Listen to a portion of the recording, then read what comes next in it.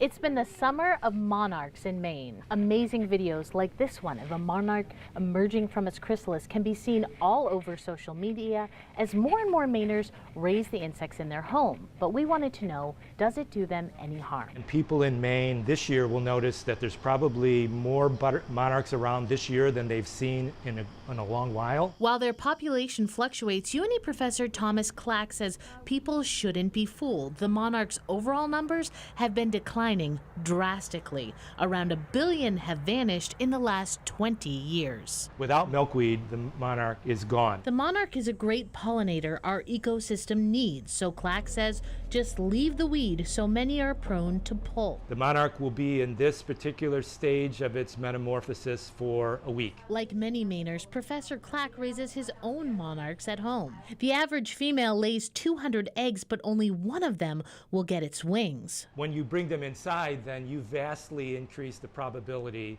that that egg is going to make it to adulthood. So you're helping the monarch. Depending on when they are born, a monarch will either live for a few weeks or for several months as it migrates to central Mexico. Is he changed? Clack says a recent small study suggests raising monarchs in home may be impacting their ability to migrate. Those ones raised in captivity didn't orient as well to the southwest, which is where they need to fly. However, Clack says people should not let that deter them. Other studies offer evidence that homegrown monarchs do just fine. The fact that tagged monarchs from all over the United States end up being found in Mexico is counter evidence. Clack students search the monarch garden at UNE's campus for life. You're watching biology and life at its finest. They say raising monarchs is a great teaching tool for kids. It teaches them a sense of understanding of the environment. It also teaches them a little bit more about responsibility.